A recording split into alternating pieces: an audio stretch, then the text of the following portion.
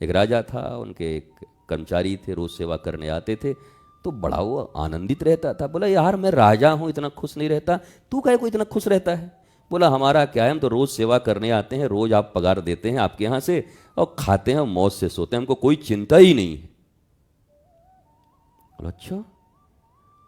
तो महामंत्री को बोला यार दुनिया में सबसे सुखी यही है। महामंत्री ने कहा कुछ दिन और इंतजार करिए।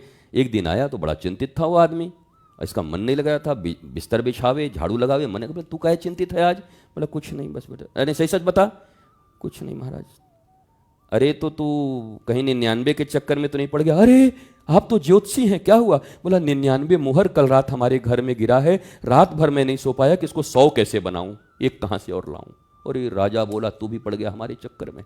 महामंत्री को बुलाया, बोला हमने ही गिराया हुजूर, इसके घर में 99 सोने की मोहरें, इसके पास कुछ नहीं था, रोज कमाता था, रोज खाता था, मौज में रहता था, मस्ती में रहता था, 99 मोहरें आ गई तो अब 100 बनाने के चक्कर में इसकी हंसी गायब हो गई। तो ये 99 का चक्कर है तो खतरनाक होता ही है। वो 99 लेके गया होगा वो बेचारा ऊपर। तुम भी इस 99 के चक्कर से थोड़ा ऊपर उठो। आप उठ गए क्या गुरुजी? हम तो मौज में भैया, तुम्हारे कुछ कहने से हमारे ऊपर कोई फर्क नहीं पड़ता। यही सबसे बड़ी बात है कि हम 99 के चक्कर में नहीं है। तुम कोई ताली दे चाहे गाली दे, हम हो चुके रमण बिहारी के। कोई भला कहे चाहे बुरा कहे, हम हो चुके रमण बिहारी के। गुरुपद सेवा धर्म हमारा, कामन दुनियादारी से। कोई चुगली करे चाहे गुगली दे, हम हो चुके रमण बिहारी के। वो तो मौज ऐसी है अपनी। वो आपको लगता होगा कि आपके कुछ कहने से कुछ हो गया, वो मुझे कुछ नहीं होता। वो आपको लगता है कि आपने कुछ ऐसा कर दिया तो मुझे कुछ हो गया, मुझे कुछ नहीं हो सकता। क्योंकि चेतना के जिस स्तर पर मेरे गुरु ने मुझे खड़ा किया है, हाँ ये बात पक्का पता है कि अहंकार होगा तो मैं गिर जाऊंगा। अहंकार ज्ञान में अगर हुआ, ज्ञान में पहली बात तो अहंकार होता नहीं, अहंकार है तो ज्ञान है नहीं। और अगर ठीक ठाक राह पे चल रहे हो और उसी में अहंकार हो गया कि हमसे ज्ञानी कौन है, तो वहां से भी गिरना संभव है। पर ये अहंकार भगवत कृपा और गुरु कृपा से प्रत्येक दिवस और प्रत्येक क्षण को जो आखिरी क्षण समझता है, उसके भीतर अहंकार कहां से आएगा? हर क्षण को जो अपना आखिरी क्षण समझता है, क्या चीज का अहंकार है? बोले हमारे पास देखता नहीं भाई, एक क्षण की तो जिंदगी है, मर्सिडीज है कि मारुति है, क्या फर्क पड़ने वाला, जाओगे बिना मारुति के। तो जो प्रत्येक क्षण को अपने जीवन का अंतिम क्षण समझकर उसी क्षण जी रहा होता है, सजदा कर रहा होता है, पूजा कर रहा होता है, लोगों से मिल रहा होता है, प्रेम कर रहा होता है, उसके भीतर अहंकार प्रवेश का द्वार बंद रहता है। अहंकार उसमें प्रवेश नहीं कर सकता, क्योंकि अहंकार को बड़ा द्वार चाहिए और उतना बड़ा द्वार उनका खुला नहीं रहता। मैं भी आपसे यही कहता हूं कि ये सारी दुर्गा सप्तशती, ये नवरात्रा, ये हमारी देवी दुर्गा की पूजा, ये सब हमारी चेतना के विकास के ऊपर है। इसका आनंद हम लोगों ने बहुत वर्ष लिया, आइए अब चेतना का थोड़ा विकास करें। वास्तव में अपने भीतर के शुंभ निशुंभ का भी कल बध होना है, कल परसों होगा। फिर रक्त बीज भी आएंगे। अब तो रक्त बीज वाली हालत हो गई है वर्तमान स्थिति में। हाँ, रक्त बीज, जहां एक बूंद गिर रहा है वहीं पर एक रक्त बीज खड़ा हो जा रहा है। अब हालत तो वही है, पर कोई बात नहीं। वही महामाया हैं जिन्होंने विष्णु को भी सुलाया योग निद्रा दे करके। विष्णु को ही सुलाया और कानों से निकल पड़े मधु और कैटव। अब बताओ, किसी आज के व्यक्ति से पूछो, अपने ही घर के बच्चे से, कि पता है दोनों राक्षस कहां से पैदा हुए? बोला विष्णु जी के कान से। बैट माइथोलॉजी, क्या फालतू बात करते हो? तुम्हारा बच्चा माइथोलॉजी कह देगा इसको। मिथ, मिथ है ये। क्यों? क्योंकि तुमने वेदांत पढ़ा नहीं। अगर वेदांत, ब्रह्मसूत्र और उपनिषद, गीता, अगर इसके मर्म को भारत समझ गया होता तो मुझे नहीं लगता कि तुमको पुराण भी पढ़ने की जरूरत पड़ती।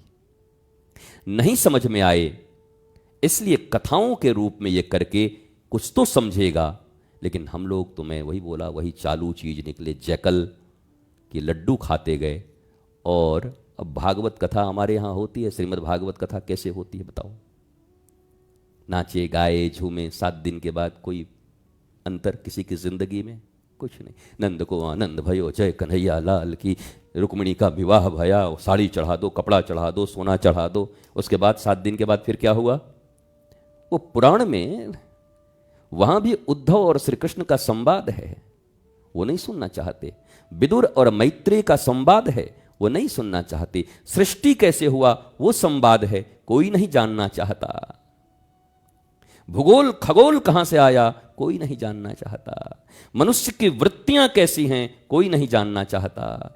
पशुता कैसे मरती है भीतर की कोई नहीं जानना चाहता। भागवत गए थे, क्या हुआ? जन्म था आज भगवान का, क्या किए? खूब खिलौना लूटे, चॉकलेट लूटे, लूटो। बचपन से चॉकलेट खाते खाते पेट न भरा, अब इस चॉकलेट से शायद भर जाए तुम्हारा पेट। चॉकलेट नहीं लूटने गए थे वहां, तो कुछ सूत्र जीवन के लूटने गए थे जिससे तुम्हारी चेतना का स्तर बढ़ जाए। अब तुम्हारे भीतर के ये शुंभ निशुंभ मधुकैटभ और ये जितने भी हैं ये सब मारे जाएं, इनका वध हो तुम्हारे ही भीतर। तुम ही धर्म क्षेत्र हो, तुम ही कुरुक्षेत्र हो, तुम्हारे भीतर ही देवी हैं और तुम्हारे भीतर ही वो पाश्विक वृत्तियों को लिए हुए ये सारे महिषासुर बैठे हुए हैं। ये भीतर का खेल है, बाहर कहां चले जनाब?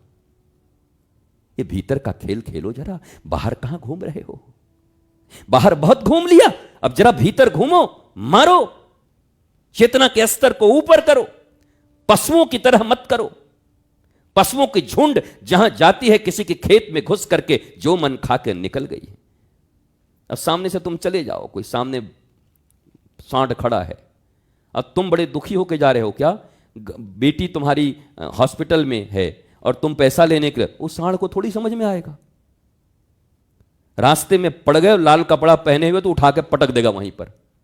वो थोड़े का भाई साहब आप मजबूरी में तो नहीं है ना, कोई गलत काम, हाँ नहीं नहीं नहीं नहीं, इनके बच्चे का ऐसा, हम नहीं, इनको नहीं मारेंगे। आ गए रास्ते में पटक देगा, खत्म कर देगा। वही पाश्विक वृत्तियां तो आप में भी हैं। ये मत समझ लेना कि भगवान शिव जिस वृषभ पर चलते हैं तो वो बैल धर्म के प्रतीक हैं। 4 उनके पांव हैं, 4 पांव, धर्म अर्थ काम मोक्ष वृषभ, ये धर्म के प्रतीक हैं। धर्म के ऊपर सवारी करने वाला सदा कल्याण स्वरूप होता है। शिव का अर्थ होता है कल्याण। जो धर्म की सवारी करता है वो सदा कल्याण मूलक होता है, भोला होता है, भंडारी होता है, स्वयं भी आनंदित होता है और सबको देने वाला होता है। और उन्हीं शिव की ये शक्तियां हैं, पार्वती, अंबिका। महाकाली का जब निर्माण होगा तो अंबिका ही तो है वहां पर। अंबिका के पास जाकर के सब रोते हैं, ऐसा हो गया ऐसा हो गया, तो वहीं पर प्रकट होती हैं। अच्छा, इस प्रकार से नदियों को दूषित कर रहा है तो काली का प्राकट्य होता है। अब हम उसी में खो गए कि काली फिर आएंगी हमारी रक्षा करने। काली आएंगी तो नाव में इसमें ज्यादा फायदा है। मैं सही सही बता रहा हूं, मनाओ कि नाव ने पहले तुमको मारेंगी। तुम्हारे भीतर जितने राक्षस हैं पहले तुम्हारा वध होगा। नाव में तो बचे हुए हैं हम लोग। मनाओ कि हे मां सीधा मत आ जाना, नहीं तो मैं तो गया। क्योंकि काली तो मारेंगी तो राक्षसों को मारेंगी। और आपसे अच्छा कौन जानता होगा कि असुरत्व किसके भीतर कितना है, किस विचार में हम जी रहे हैं। विषय और वासनाओं में जीने वाले लोगों को ही तो असुर कहते हैं। बताओ, अगर वो आ गई तो किसको मारेंगी, किसका वध होगा? तो हमने बस साधारण चीजें ढूंढ ली हैं। ये मारो, ये बलि दो, उनको दे दो, ये प्रसाद चढ़ा दो, ये कर दो, तो सब करिए, बड़ी अच्छी बात है, पर भीतर की घटना भी घटने दीजिए। वो पैरेलली बाहर भी चलता रहे। बाहर उत्सव है, आनंद है, दशहरा है, मनाएंगे अच्छे से, खूब मौज से मनाएंगे। दीपावली में दीपक जलेंगे, पर आत्मदीप कब जलेगा? अंदर का अंधियारा कब दूर होगा? अंदर तो घोर अंधेरा, गुरु बिन घोर अंधेरा, गुरु बिन घोर अंधेरा। वो अंधेरा कब दूर होगा? वहां तो दीपक नहीं जला रहे। दादाजी जलाते थे, परदादा जलाते थे, पिताजी जलाते जलाते चले गए अंधेरे में, अब बेटा भी जलाते जलाते अंधेरे में। इसलिए हम लोग जब स्कूल में थे तो बड़ी लड़ाई झगड़ा आपस में होती थी, तो बोलते रहे, सुन इधर, बाप का नाम, बाप मर गए अंधेरे में, बेटा का नाम पावर हाउस। ऐसी लड़ाई चलती थी हमारे यहां पर आपस में। बाप मर गए अंधेरे में और बेटा का नाम पावर हाउस। और अब जब मैं सोचता हूं कि यार ये तो बड़ी ज्ञान की बात थी, मुझे तब समझ क्यों नहीं आई? शायद दुनिया इसी ऐसी तो चल रहा है, सब लोग अंधेरे में ही चले जा रहे हैं, अज्ञानता में मर रहे हैं, मरते मरते रो रहे हैं, उसको बुला दो, इसको बुला दो, हाय वो देख लेना वहां पर मेरा पड़ा हुआ है, कोई चैन नहीं है। बाप मर गए अंधेरे में, बेटा का नाम पावर हाउस। हो सकता है अगर तुम्हारा आत्मदीप जल गया, अप्पो पप्पो अप्पो दीप, अगर स्वयं अपना दीपक जलाने के लिए तुमने प्रयत्न किया और गुरु के कृपा के लौ से जल गई, तो तुम तो प्रकाशवान हो जाओगे, फिर प्रकाशित हो जाओगे, और तुम्हारे इस लौ से न जाने कितने दीपक और जल जाएंगे। एक दीपक तुम्हारा जला तो कितने दीपक जल जाएंगे। और सबसे ज्यादा फायदा किसको होगा? जिसको तुम प्रेम का नाम देते हो, अपनी मां, अपने पिता, अपनी पत्नी, अपने बच्चे। तुम भी अंधेरे में, वो भी अंधेरे में, अगर तुम प्रकाश में आ गए तो सबसे पहले, आज जब सबसे बढ़िया सामान तुम लाते हो अपने घर में तो किसको खिलाना चाहते हो? सबसे अच्छे कपड़े लाते हो तो किसको देना चाहते हो? कमाते किसके लिए हो? जिस दिन वो कमाई हो जाएगी कि तुम आत्मज्ञानी होकर के दुनिया के दुखों से दूर हो जाओगे, तो तुम्हारा परिवार ही सबसे पहले सबसे ज्यादा आनंदित होगा, सबसे ज्यादा सुखी होगा। ये आनंद क्यों नहीं देते? ये गिफ्ट कब दोगे? किस दशहरा में दोगे? किस दीपावली में दोगे? किस होली में दोगे? अपने बच्चों को, अपनी पत्नी को ये गिफ्ट कब दोगे? कुछ मीठा हो जाए, कैडबरीज 32 रुपए का, कब तक देते रहोगे? ये कब तक दोगे? तो कैडबरीज से निकला कीड़ा कब तक अंदर जाएगा? कब तक आंतें खराब करते रहोगे?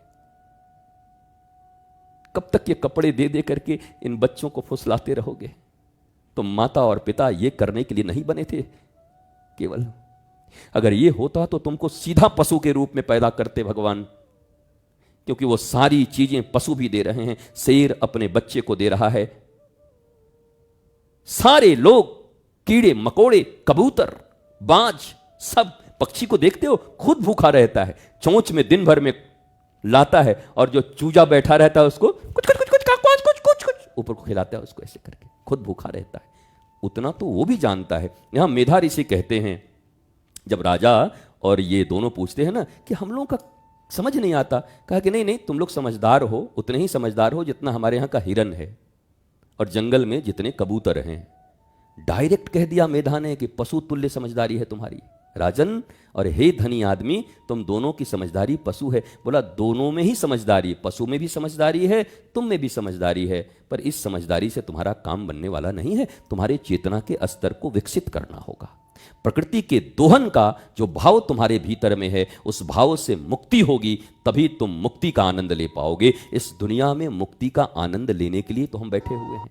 जो मुक्त नहीं बंधन में है, पराधीन सुख सपने हो नहीं। हम जब पराधीन थे तो हमने स्वतंत्रता का आगाज किया, हम स्वतंत्र हुए। अब कहते हैं हमारा भारत स्वतंत्र है, पर भीतर से हम परतंत्र हैं। ये स्वतंत्रता दिवस कब मनाओगे? ये तो 15 अगस्त को मन गई, ये कब आएगी? इसको कब लाओगे? तुम कब स्वतंत्र होगे? तुम्हारे भीतर में कब आजादी के बिगुल बजेंगे? कब तुम्हारे भीतर में वो ध्वज लहराएगा, ज्ञान का, प्रेम का, आनंद का, शांति का? वो ध्वज कब लहराओगे? वो दिन कौन सा होगा? क्या इस विषय में कभी चिंता नहीं करते? क्या इस दिशा में तुम्हारे कदम नहीं बढ़ते? क्या इस दिशा में इसी नवरात्रा में कदम नहीं बढ़ना चाहिए? बढ़ना चाहिए। मैं जानता हूं आज की कथा काफी नीरस हो गई होगी बाकी लोगों के लिए, पर क्या करोगे? शुगर तुम्हारा इतना हो चुका है कि तुम्हें करेले और जामुन के गुठली पीस पीस के खिलाने होंगे। रसगुल्ला तो पहले ही बहुत खा चुके हो, अनियंत्रित सिराएं पी चुके हो। अब तो हो गया है बेटा, अब तो खाने पड़ेंगे अगर क्योर होना चाहते हो। क्योर, और क्योर इसी पद्धति से हो सकते हो। स्वस्थ हो जाओगे, स्व में अस्त हो जाओगे, निज में स्थिति आ जाएगी, बस मस्ती आ जाएगी। और इसी मस्ती के लिए ये नवरात्रा है।